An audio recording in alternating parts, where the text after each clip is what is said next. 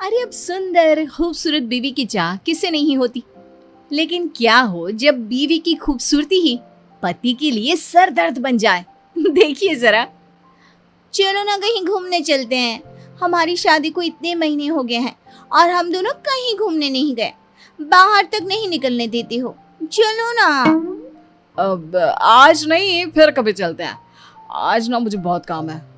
वैसे तुम्हें कितनी बार बोला है घर से बाहर जाने का ना सोचा करो। तुम नहीं जानती दुनिया कैसी है। तुमसे जब भी कहीं घूमने जाने के लिए बोलती हूँ तुम यही बोलती हो। अरे तो फिर कब चलेंगे? और कैसी है दुनिया ये देखूंगी नहीं तो पता कैसे चलेगा।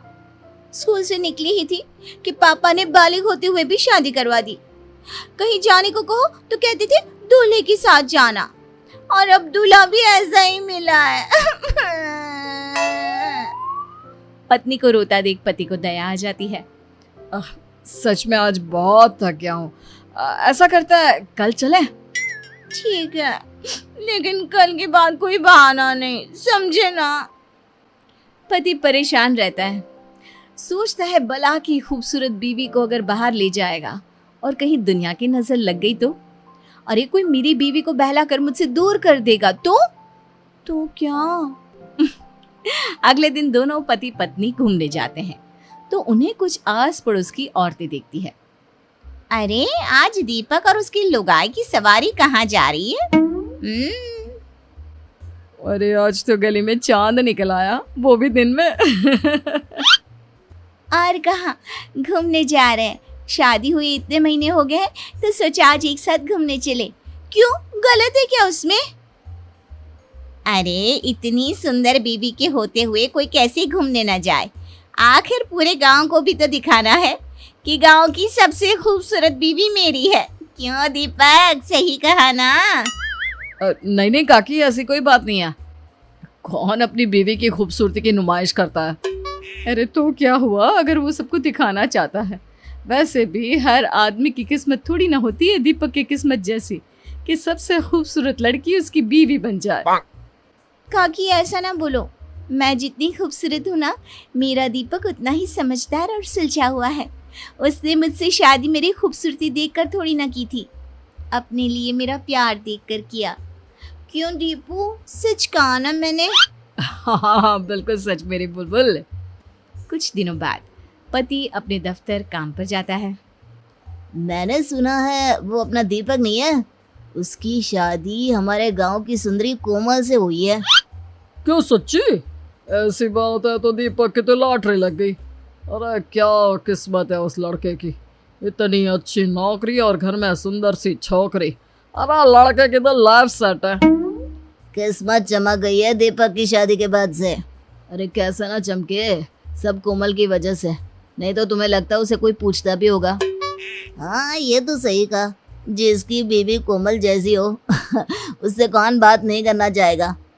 अरे पता नहीं कब हमें बुलाएगा खाने में।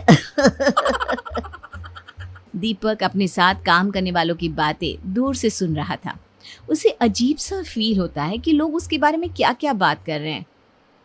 बात तो सही है, कल तक मेरे घर क्या मुझसे बात भी कोई नहीं करना चाहता था, लेकिन जब से शादी हुई है हर किसी को दीपक के घर आना है, उसे अपने घर बुलाना है। यार मेरी पहचान क्या मेरी बीवी से ही रह जाएगी? शाम को, सुनो ना दीपक, बाजार चलते हैं। वो कुछ ना घर का सामान लाना था, मैं अभी तैयार होकर आती हूँ। क्यों, तैयार ही तो हो, और कितना तैयार होगी? और क्या है जब देखो बाहर भागने की लगी रहती है। क्यों? हाँ मुझे टाइम नहीं है, तुम खुद ही चले जाना। दीपक का रवैया अब तो बीवी के लिए इतना गंदा हो जाता है कि उसकी बीवी परेशान सी रहने लगती है। कुछ दिनों बाद, सुनो दीपक, मेरी माँ बहुत बीमार है। मैं सोच रही थी अगर कल तुम मुझे मेरी माँ के वहाँ छोड़ आती तो। वैसे भी अब मन नहीं लगता मेरा इस घर में, न जाने तुम्हें क्या हो गया है। हाँ बेटा, कल ऐसा कर बहू को उसके मायके छोड़ा। आजकल बहू काफी गुमसुम सी रहने लगी है, बच्ची ही तो है और तू भी तो वक्त नहीं देता। लेकिन माँ मुझे काम है, मुझे दफ्तर भी जाना है, और क्या जरूरत है वहां जाने की? क्या तेरा काम बहू से ज्यादा जरूरी है? क्या हो गया है बेटा, क्यों तू ऐसा हो गया है? तू तो ऐसा नहीं था, कितना खुश था बहू से शादी करने के लिए, अब क्या हो गया?